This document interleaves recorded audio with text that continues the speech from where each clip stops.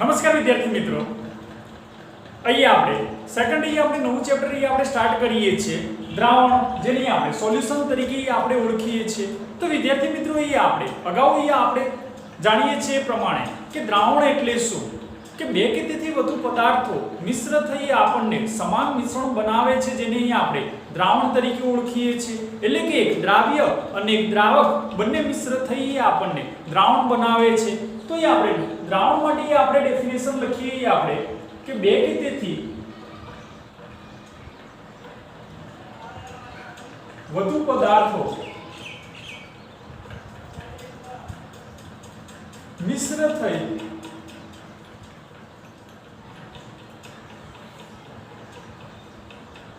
સમાન મિશ્રણ બનાવે છે.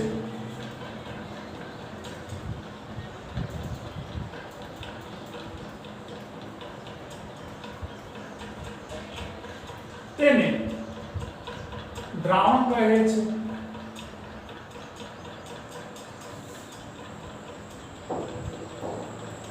તો અહીં આપણે દ્રાવણ માટે આપણે વિદ્યાર્થી મિત્રો લખીએ કે દ્રાવણ કે જેની અંદર એક ઘટક આપણને દ્રાવ્ય પદાર્થ હોય છે અને સેકન્ડ આપણને દ્રાવક હોય છે. એટલે કે દ્રાવ્ય અને દ્રાવક જ્યારે મિશ્ર થાય ત્યારે આપણને દ્રાવણ બનાવે છે.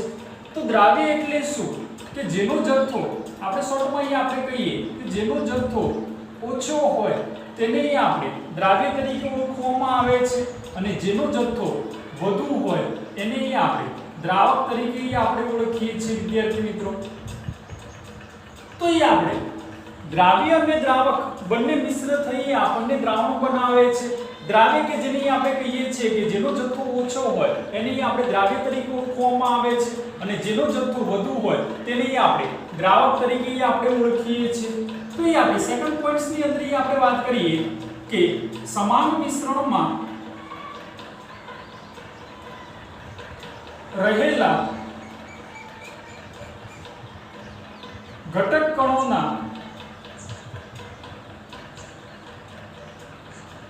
કદનો વ્યાસ 10⁻⁹ મીટર હોય છે. વિદ્યાર્થી મિત્રો, અહીંયા આપણે MCQ માટે આપણે યાદ રાખવું છે કે સમાન મિશ્રણમાં રહેલા ઘટક કણોના કદનો વ્યાસ કેટલો હોય છે? 10⁻⁹ મીટર જેટલો હોય છે. એટલે કે સમાન મિશ્રણમાં રહેલા ઘટક કણોને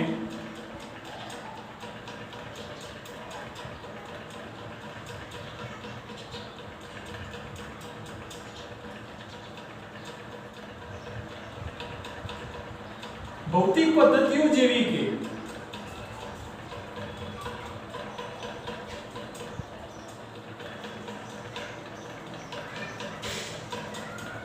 ગાળણ, ઠારણ, ઉત્ક્લયન, સેન્ટ્રીફ્યુગેશન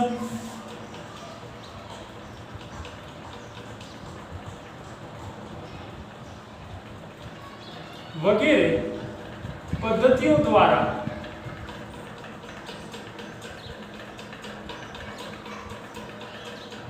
અલગ કરી શકાતા હોતા નથી.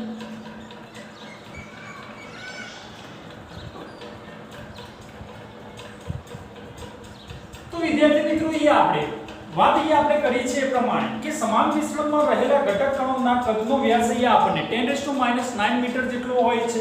તો સમાન મિશ્રણમાં રહેલા ઘટક કણોને ભૌતિક પદ્ધતિઓ જેવી કે ગાળણ, ઠારણ, ઉત્ક્લયન, સેન્ટ્રીફ્યુગેશન વગેરે જેવી પદ્ધતિઓ દ્વારા આપણે એને અલગ કરી શકતા હોતા નથી. તો આપણે દ્રાવણના મુખ્યત્વે આપણને ત્રણ પ્રકારની અંદર આપણને ક્લાસિફાય કરેલા છે: ઘન, પ્રવાહી અને વાયુ. તો આપણે વિદ્યાર્થી મિત્રો, આપણે ઘન પદાર્થ, પ્રવાહી પદાર્થ અને વાયુ પદાર્થ એટલે શું આપણે જાણીએ છીએ. તો દ્રાવણનું અહીંયા આપણને 3 ટાઈપ્સ આપણને ક્લાસિફિકેશન કરેલું છે: સોલિડ, લિક્વિડ અને ગેસીસ. તો આપણે એની ભૌતિક અવસ્થાને આધારે એની અંદર આપણે કેટલાક આપણે એક્ઝામ્પલ આપણે યાદ રાખવા છે. તો MCQ માટે આપણે ટેબલ્સ આપણે યાદ રાખવું છે કે દ્રાવણનો પ્રકાર. સેકન્ડ આપણે ટેબલ્સ આપણે બનાવીએ છીએ કે એની ભૌતિક અવસ્થા અને થર્ડ જે છે કે ના એક્ઝામ્પલ એટલે કે એ આપણને ઉદાહરણ અહીંયા આપણને આપેલા છે.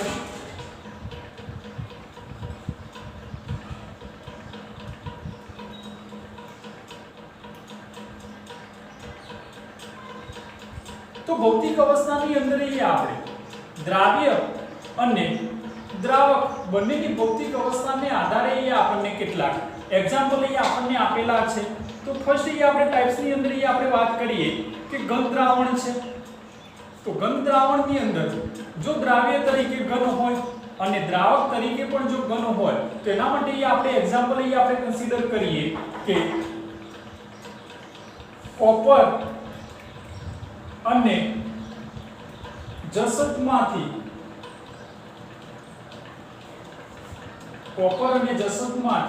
બનતી મિશ્ર ધાતુ જેને આપણે પિત્તળ તરીકે આપણે વિદ્યાર્થી મિત્રો અહીંયા આપણે ઓળખી શકીએ છીએ. તો દ્રાવણનો જે પ્રકાર એ આપણને આપેલો છે ઘન દ્રાવણ છે, દ્રાવ્ય તરીકે ઘન છે અને દ્રાવક તરીકે પણ અહીંયા આપણને ઘન આપેલું છે. એના માટે આપણે એક્ઝામ્પલ લખ્યું છે કોપર અને જસતમાંથી બનતી મિશ્ર ધાતુ જેને આપણે પિત્તળ તરીકે ઓળખો છો. જો દ્રાવ્ય તરીકે પ્રવાહી હોય અને દ્રાવક તરીકે જો ઘન હોય તો અહીંયા આપણને એનું એક્ઝામ્પલ અહીંયા આપણને આપેલું છે કે પારામાં બનાવેલ ઝીંક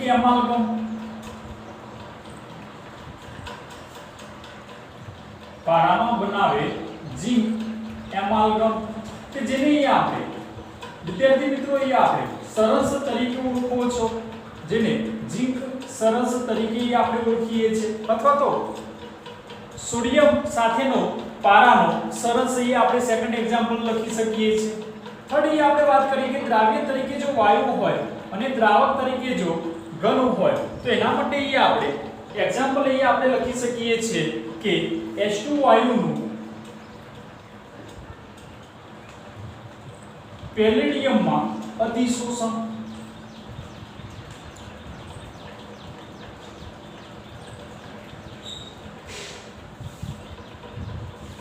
સેકન્ડ ટાઈપ અહીંયા આપણે વાત કરીએ કે દ્રાવણનો પ્રકાર અહીંયા આપણને આપેલો છે કે પ્રવાહી દ્રાવણ છે. દ્રાવ્ય તરીકે એ આપણને આપ્યું છે ઘન છે અને દ્રાવક તરીકે એ આપણને આપ્યું છે પ્રવાહી છે. તો એના માટે આપણે એક્ઝામ્પલ લઈએ કે ખાંડ અને પાણીનું સમાન મિશ્રણ જેને આપણે ખાંડનું દ્રાવણ તરીકે આપણે ઓળખી શકીએ છીએ.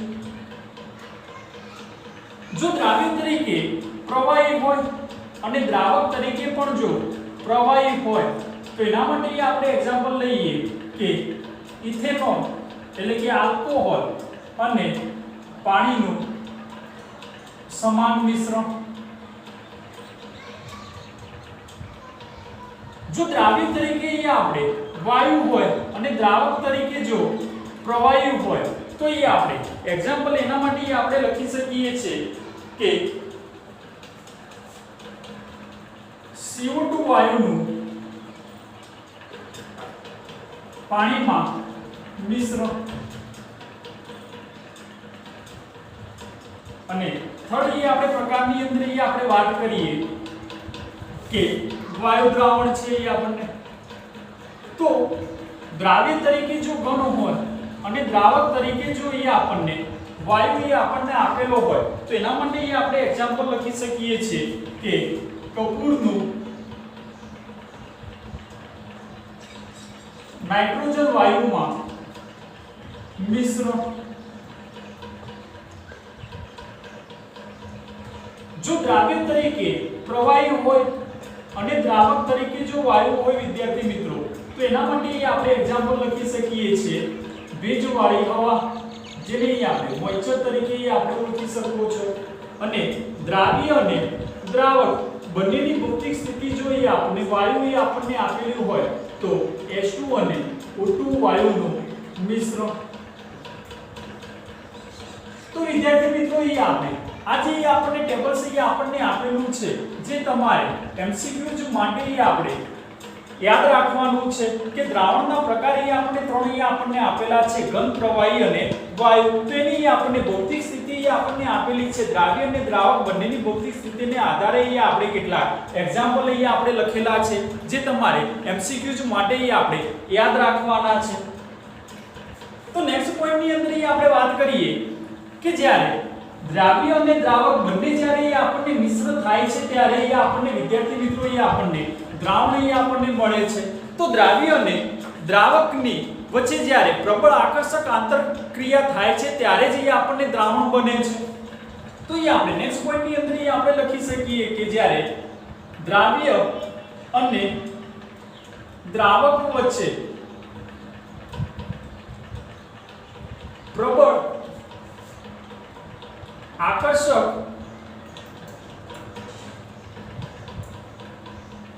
આંતરક્રિયા થાય છે ત્યારે જ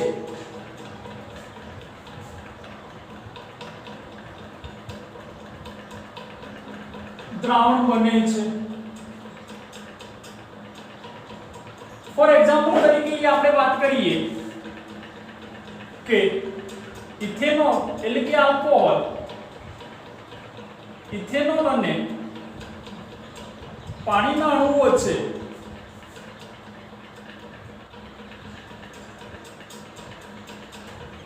પ્રબળ આકર્ષક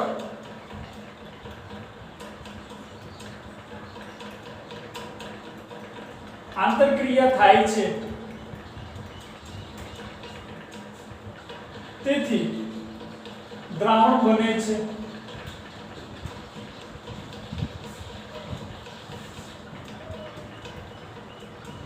જ્યારે પાણી અને બેન્ઝીનના અણુઓ વચ્ચે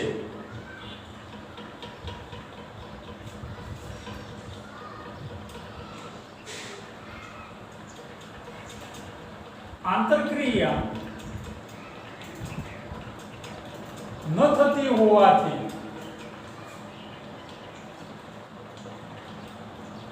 તે અદ્રાવ્ય રહે છે.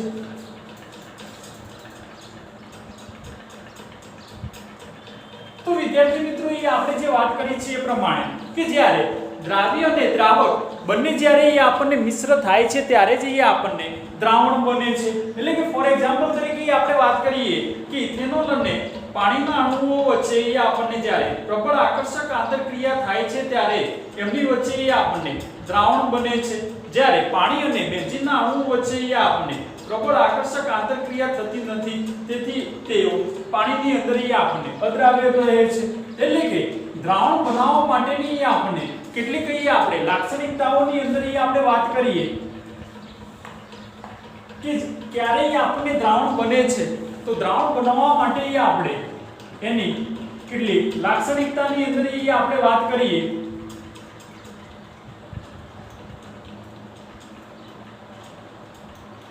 તો ફર્સ્ટ પોઈન્ટ આપણે વાત કરીએ જે મોસ્ટ આઈપી આપણને MCQ તરીકે છે.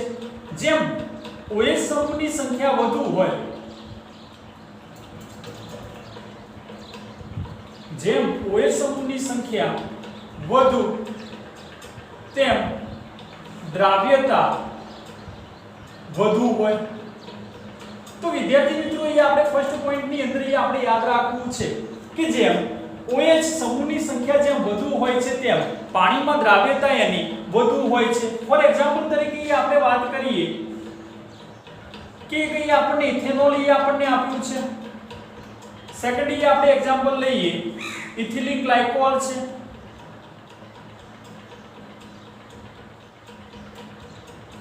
અને થર્ડ આપણે એક્ઝામ્પલ લઈએ ગ્લિસરોલ છે.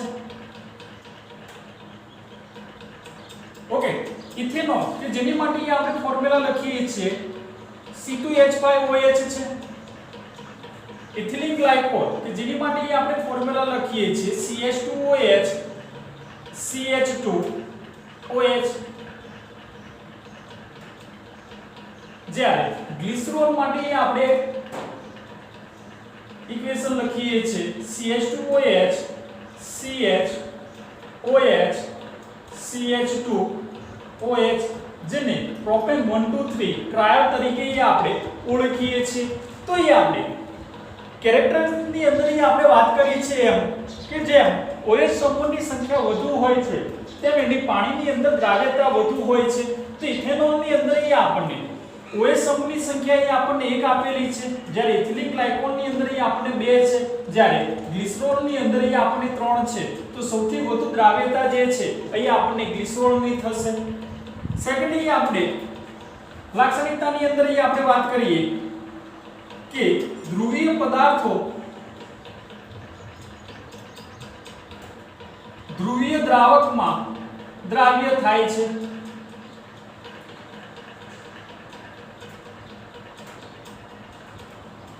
ફોર એક્ઝામ્પલ તરીકે પાણીમાં HCl એટલે કે સેકન્ડ પોઈન્ટ્સ ની અંદર આપણે વાત કરી છે કે ધ્રુવીય પદાર્થ જે છે ધ્રુવીય દ્રાવકની અંદર જ દ્રાવ્ય થાય છે. એ જ રીતે આપણે વાત કરીએ નેક્સ્ટ પોઈન્ટ કે અધ્રુવીય પદાર્થો અધ્રુવીય દ્રાવકની અંદર દ્રાવ્ય થાય છે.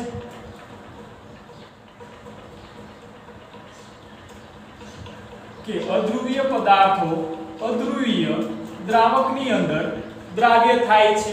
તો આપણે એની ઉપરની અંદર આપણે એક્ઝામ્પલ લખ્યું છે કે ધ્રુવીય પદાર્થો જે છે ધ્રુવીય દ્રાવકની અંદર દ્રાવ્ય થાય છે, જેના માટે આપણે એક્ઝામ્પલ લખ્યું છે કે પાણીમાં HCl છે. તો એ જ રીતે અધ્રુવીય પદાર્થો અધ્રુવીય દ્રાવકમાં દ્રાવ્ય થાય છે. ફોર એક્ઝામ્પલ તરીકે આપણે લખી શકીએ બંને અધ્રુવીય પદાર્થો કે બેન્ઝીનમાં નેપ્થેલિન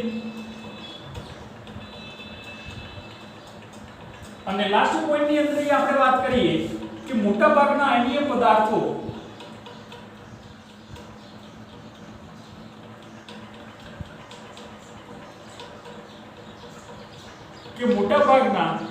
પદાર્થો પાણીમાં દ્રાવ્ય હોય છે.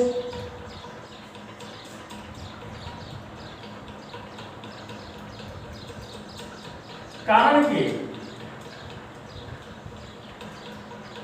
તે ઘન અવસ્થામાં પણ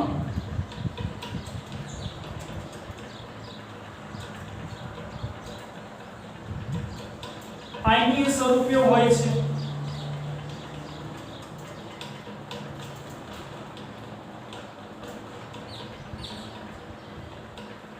ફોર એક્ઝામ્પલ તરીકે આપણે વાત કરીએ કે NaCl. તો આયનીય પદાર્થો જે છે પાણીની અંદર સોલ્યુબલ એટલે કે દ્રાવ્ય હોય છે, કારણ કે વિદ્યાર્થી મિત્રો કે તે ઘન અવસ્થાની અંદર પણ અહીંયા આપણને આયન સ્વરૂપે આપણને જોવા મળે છે. ફોર એક્ઝામ્પલ તરીકે આપણે NaCl લઈએ છીએ તો દ્રાવણ બનવા માટે આપણે ચાર આપણે લાક્ષણિકતાઓ આપણે લખી છે.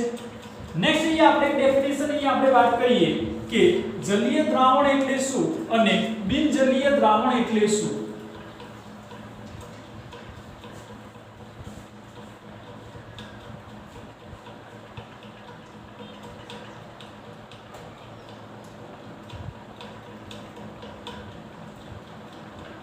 તો જલીય દ્રાવણ માટે આપણે ડેફિનેશન લખીએ કે જો દ્રાવણમાં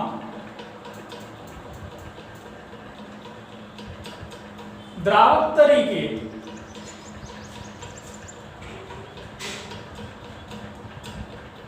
પાણી હોય તો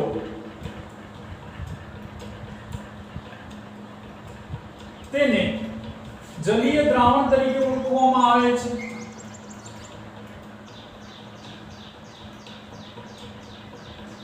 કે વિદ્યાર્થી મિત્રો જો દ્રાવણની અંદર દ્રાવક તરીકે જો પાણી હોય તો એને આપણે જલીય દ્રાવણ તરીકે આપણે ઓળખીએ છીએ. અને સેકન્ડલી આપણે ડેફિનેશન આપણે આપીએ કે બિનજલીય દ્રાવણ એટલે શું.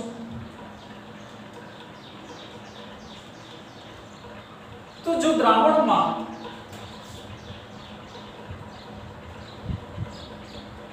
દ્રાવક તરીકે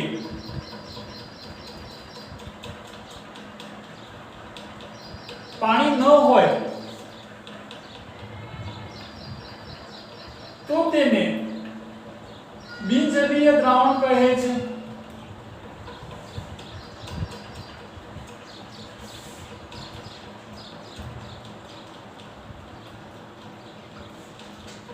કે જો દ્રાવણની અંદર દ્રાવક તરીકે પાણી ન હોય તો એવા દ્રાવણને આપણે બિનજલીય દ્રાવણ તરીકે આપણે ઓળખી શકીએ છીએ.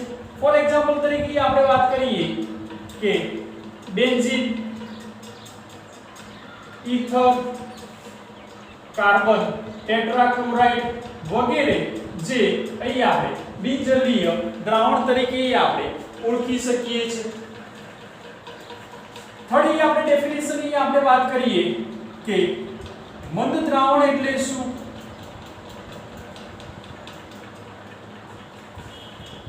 કે મંદ દ્રાવણ માટે આપણે ડેફિનેશન લખીએ કે દ્રાવણ કે જેમાં દ્રાવ્યનું થોડું પ્રમાણ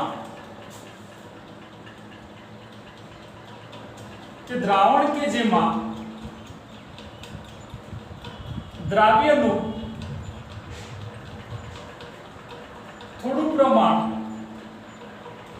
એ વધુ પ્રમાણના દ્રાવકમાં દ્રાવ્ય થાય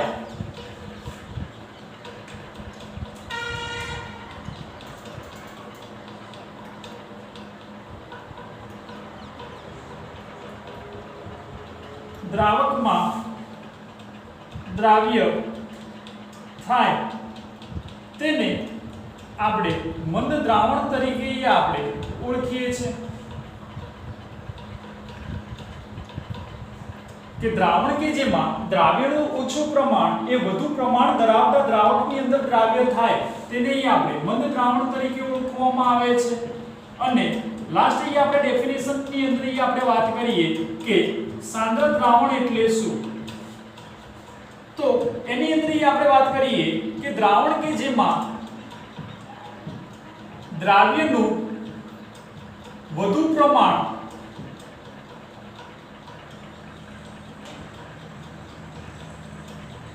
એ ઓછા પ્રમાણ ધરાવતા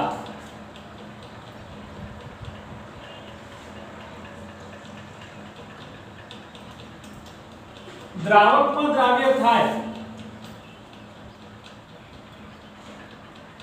તેને સાંદ્ર દ્રાવણ કહે છે.